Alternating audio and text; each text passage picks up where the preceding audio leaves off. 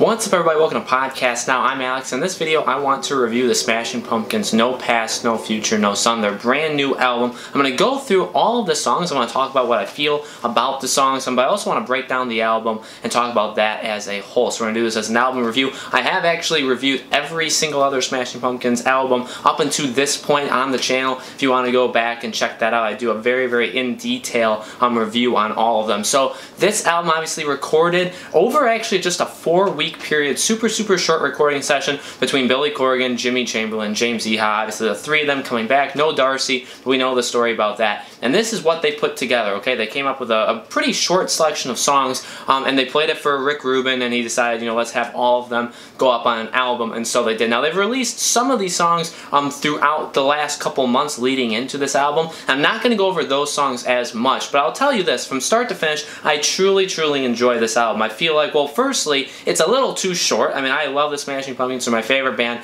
so I will take as much of the Smashing Pumpkins as you can give me. And, you know, sadly, we're in this kind of time period where Billy Corgan, per album, doesn't really release as much as he used to. You know, Oceania was the last one where that album had quite a few songs. I think it only had 13, though, so even that one, not necessarily the most songs on any record. The last two, obviously, Monuments to an Elegy, and then this one, very short, okay? Monuments only had 9 songs, this has 8 songs. So we're not dealing with the largest selection of songs, but I truly don't think you can be displeased with these songs if you're a Smashing Pumpkins fan. Again, this is the return to the band from all of these members. You know, Jimmy Chamberlin had been in it, you know, on, off, but then James Iha obviously coming into it. But you know what's the weird thing is, I don't really sense the James Iha kind of feel to this album, but it does feel overall like the Smashing Pumpkins are back, and I think, you know, while the songs, they're not super long in terms of length, there's a couple songs that are over 5 minutes, but overall, you know, only having 8 songs, what it does do, I think, is bring the band back. I don't think there is a weak song on this entire record, and it shows you what they can still do. And I'm not saying like they've lost talent or they've lost the ability to do things. I think this album literally shows the range that they're able to perform, and I'll talk about that through the album as we go through each song. But I will say, like, songs like Silvery Sometimes, songs like Marching On, songs like Travels, all of these songs are very different. Some songs remind me of Melancholy, some songs are, you know, and in terms of Silvery Sometimes, that reminds me of 1979. A lot of people have said that, but that does, you know, it's that kind of acoustic nature that 1979, along with some background effects, that 1979 had. When you go to Marching On, it very much has a heavier Smashing Pumpkins, maybe like a Siamese Dream, but more like the Melancholy, more like the darker songs, like a Jelly Belly or any of those darker, kind of more just heavy metal-ish songs on Melancholy. That's what that song reminds me of. And you can just go through. However, a lot of the songs do sound like songs you would hear on Oceania. I think Oceania is the biggest one. I saw a lot of people, or like when they were doing early reviews and kind of talking about the songs, and they were comparing every song to another, you know, era of the Smashing Pumpkins. I saw a lot of it's like Oceania and it's like Monuments. And I hear Monuments a lot too, but honestly, I feel like Oceania is the driving force. I like this album. I like the songs. I like that they're progressive. I like that they have the rock feel. I like how they have the Smashing Pumpkins feel. I like how Billy Corgan's lyrics and his voice sometimes carry a song. And I like how they sometimes just let the instruments do it. Jimmy Chamberlin does a great job. He's not always heard. They don't really let him do his thing through all of these songs, but the songs they do are really good. And like I said, you know, James Iha, I don't really think he ever had a style that you can go back in the Smashing Pumpkins and say, yes, this was it. What he does do is provide the effect of the multiple guitar layers. I'm not saying he has no effect on the band. You know, you go back and you listen to Gish, Siamese Dream, Melancholy, and you do that, you know he's there because the dynamic that him and Billy Corgan have are definitely present, and it's in these songs, okay? I'm not denying that it's in these songs, but you don't just listen to these and say, oh, I can sense that James Iha is here. But again, it's a melding of some great lyrics, some great vocals, some great just instruments all around, but also having, you know, the Smashing Pumpkins kind of feel of having the synthesizers, having some weird stuff in terms of the first song, even Knights of Malta.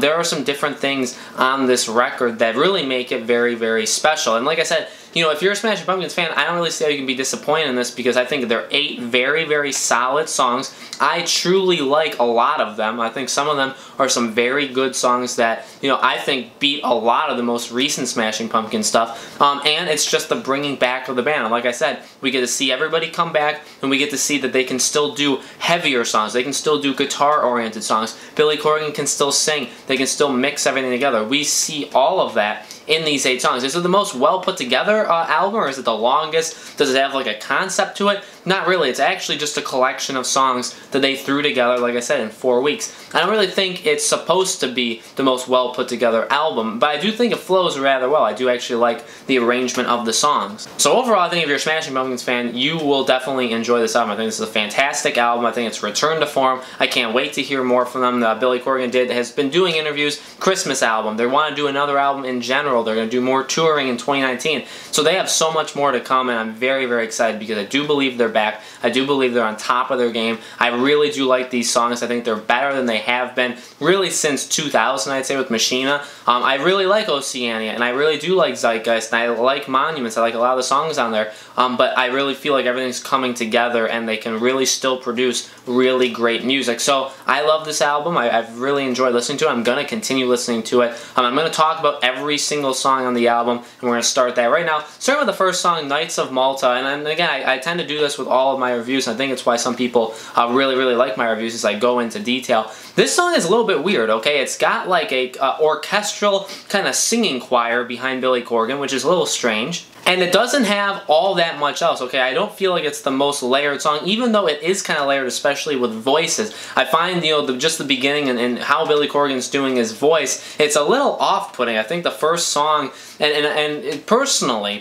this song was leaked a couple days before the album came out. It was originally just an unlisted link. You had to click on the link to go to the Smashing Pumpkins YouTube channel to listen to it for a couple days, and then they did post it the night before the album came out. And I think this takes a couple listens to. Now, I said earlier in the review that I don't not like any of these songs, and I'm holding true with that. What I think Knights of Malta is a song that kind of is just so different and weird, and that you don't really see coming, and there's no other song on this. The other 7 songs are not like this. That is a little off-putting, but I think, here's the thing, I have listened to it multiple times. I listened to it 5-6 times at this point, and I like it more each time. I actually think it has some things to it. I like the kind of low-key drum things that Jimmy Chamberlain does. It's not much, but it provides a little extra layer to it. The guitar isn't necessarily in there, but sometimes it kind of shoots in a pretty heavy electrical sound that I do really enjoy. So, you know, overall, I do not think the song is the greatest. I think it's probably, honestly, the weakest of all the songs, just because it is so different. But again,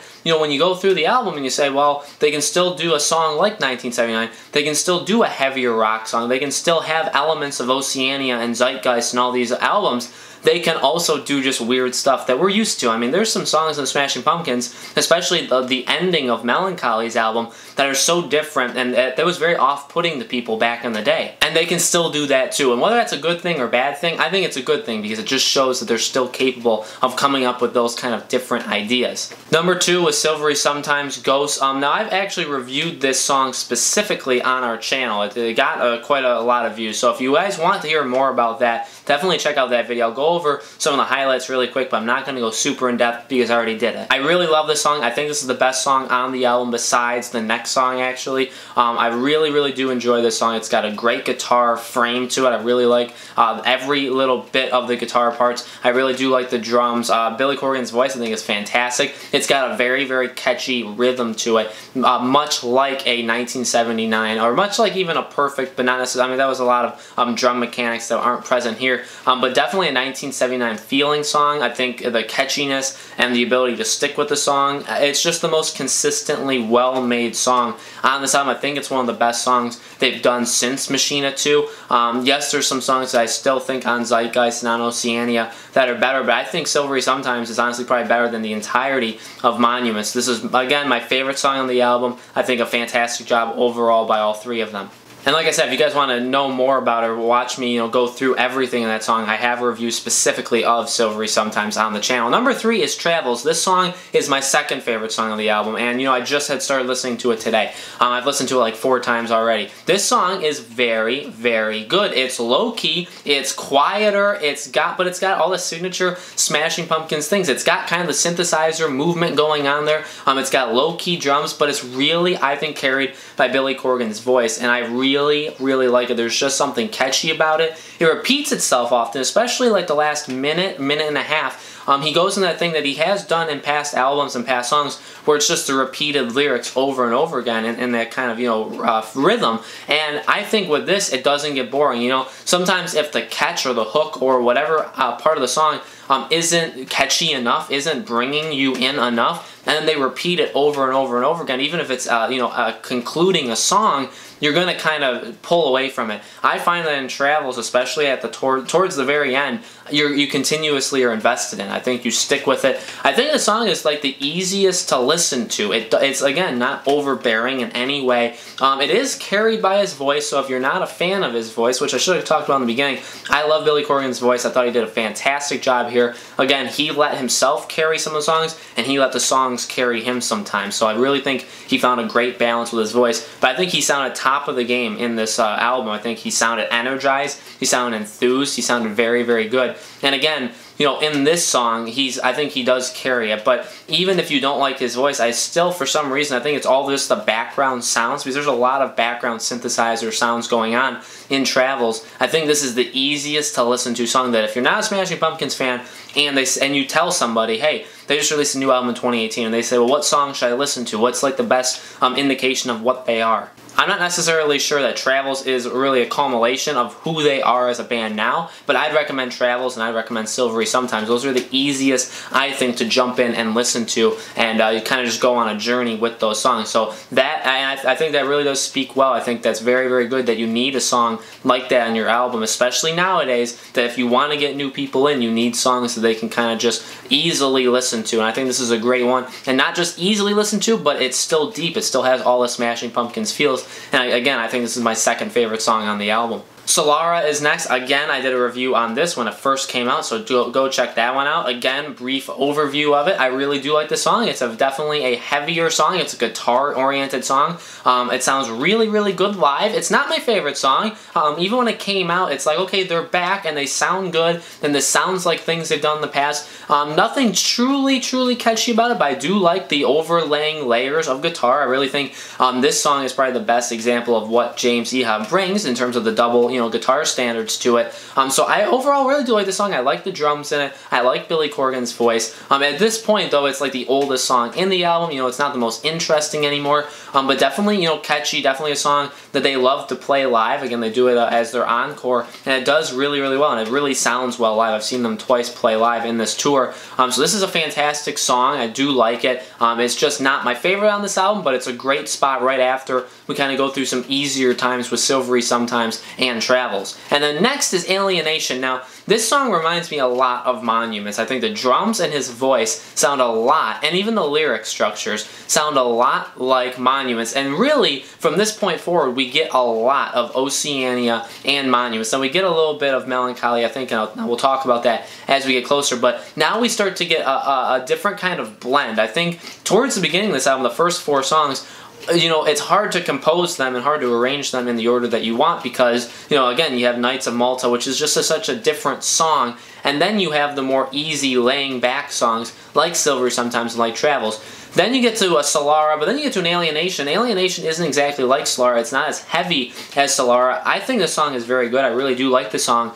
It just reminds me a lot of Monuments. And there's nothing bad with that. Those kind of systems and the way that Billy Corgan does his voice and has just the different ways that different instruments and different parts of the band can take over a song, that's where it shines. And that's where Alienation, I think, that's what happens in that song. And it starts to happen more and more as we go on. And Marching On is next. So again, now we really take a 180, especially after Alienation. Marching On very much sounds like a 1995 Melancholy song. Here's the thing. I really do like the guitar hook. The guitar hook in this is very, very catchy. Sounds like something that you would have heard before. Like, it sounds familiar, but it sounds fun. Like, it sounds like they had fun making it. It also sounds just fun listening to it. Again, it's a very catchy, very rockish, but not super rock. It's not too fancy, okay? That's what I think is actually what I'm trying to say. It's not the fanciest, and none of these songs, by the way, are the fanciest guitar stuff that Billy Corgan and James Iha are capable of.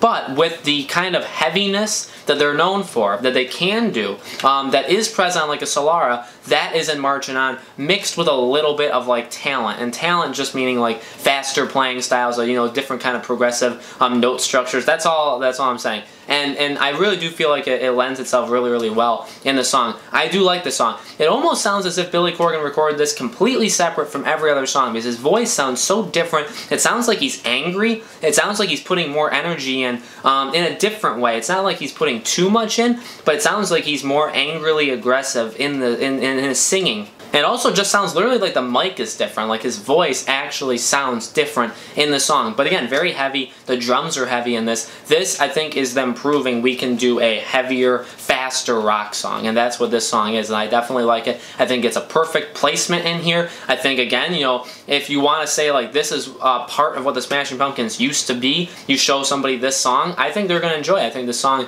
is good for anybody who likes the guitar, anybody who likes a faster, heavier song. I think this song does it very, very well. With Sympathy is the next song, and this song, again, is a mixture of, I think this is very, very much Oceania, okay? It reminds me a lot of Wildflower. It reminds me a lot of towards the tail end of Oceania. It's got that like higher pitched synthesizer notes. It's got like all the piano-like kind of structures to it. I think this song is definitely built with the background noises, the background instruments, the background synthesizers, all those things. It's built with that to lead the way, and this is another example of a song that's not necessarily carried by Billy Corgan's voice. His voice is very present, but it's not carried by the drums. It's not carried by the guitar. It's carried by just all the different kinds of noises, all the different kinds of different ways they can get notes out of the guitar, which James Iha is kind of pretty good at. And that's what I think this song definitely is. It's a very nice song. It's again a kind of a smoother song, a more calm song. Again, very much, in my opinion,